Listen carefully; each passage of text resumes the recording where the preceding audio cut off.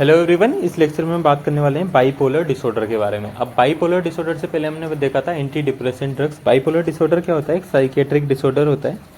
इसमें क्या होता है, मेनली बंदा जो भी पेशेंट होता है वो डिप्रेशन और मेनिया के बीच रिवॉल्व कर रहा होता है। डिप्रेशन और मेनिया के बीच रिवॉल्व कर रहा होता है। कभी वो खुश हो जाएगा, कभी वो दुखी हो जाएगा, फिर वो खुश हो जाएगा, फिर वो दुखी हो जाएगा। ये होता है बाइपोलर डिसऑर्डर। जैसे नाम से पता चल रहा है, बाइपोल दो पोल होंगे इसके, एक खुशी और एक दुख। ठीक है। इसमें मेनली हम ड्रग क्या क्या यूज़ करते हैं? लिथियम, कार्बामेज़ापाइन और सोडियम वेलप्रोएट। लिथियम, कार्बामेज़ापाइन और सोडियम वेलप्रोएट यूज़ करते हैं, जिसमें से कार्बामेज़ापाइन और सोडियम वेलप्रोएट क्या होते हैं? एंटी एपिलेप्टिक ड्रग्स होते हैं, जो हमने एपिलेप्सी में भी पढ़ा हुआ है। तो यहाँ पे मेनली हमें क्या देखना है? लिथियम के बारे में देखना है। बहुत छोटा लेक्चर होने वाला है।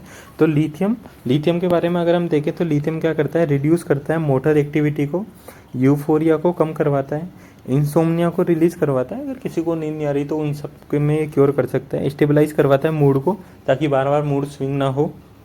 डिक्रीज करवाता है नोर एड्रीनलिन को, डब्ल्यूबीसी काउंट बढ़ाता है और इनहिबिट करता है थायराइड हार्मोन को। ठीक है, ये सब एक्शन होते हैं लिथियम के।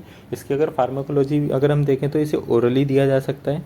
इसकी प्लाज्मा प्रोटीन से कोई बाइंडिंग नहीं होती, इसका मेटाबॉलिज्म नहीं होता बॉडी में, ये एक्सक्रीट हो जाता है डायरेक्ट। क्योंकि इसका मेटाबॉलिज्म नहीं हो रहा तो ये सीधा जाके एक्सक्रीट हो जाएगा। कैसे? यूरिन, सलाइवा और स्वीट के थ्रू ये एक्सक्रीट हो जाएगा। ठीक है, ये हो गया लिथियम बहुत छोटा सा टॉपिक था, बाइपोलर डिसऑर्डर।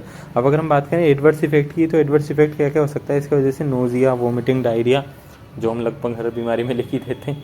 इसके बाद ट्रेमर, एटेक्सिया, हेडेक, ड्राउजीनेस ये हो सकता है। पोलीयूरिया हो सकता है, पोलीडिप्सिया हो सकता है, गोइटर और अक्यूट लिथियम टॉक्सिसिटी। अगर हमने लिथियम ज़्यादा दे दिया या रिक्वायरमेंट से ज़्यादा कंज्यूम कर लिया तो अक्यूट लिथियम टॉक्सिसिटी भी हो सकती है।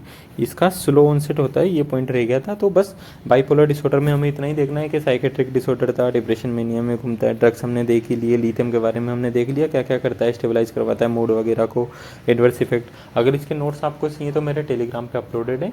यहाँ पर हमारा खत्म होता है CNS। अब अगली यूनिट हम शुरू करेंगे, या तो ऑटोकोइड शुरू करेंगे या फिर रेस्पिरेशन शुरू करेंगे। मेनली शायद हम ऑटोकोइड से शुरू करेंगे, क्योंकि रेस्पिरेशन में 2-4 टॉपिक्स ही हैं। तो CNS हमारा खत्म होता है। वीडियो देखने के लिए थैंक यू। सब्सक्राइब कर दो अगर आपने नहीं देखा है तो, क्योंकि हम पूरी फार्माकोलॉजी लाने वाले हैं। और अगर आपको नोट्स चाहिए तो मेरे टेलीग्राम चैनल पे मिल जाएंगे, उसके लिंक आपको डिस्क्रिप्शन में मिल जाएगी।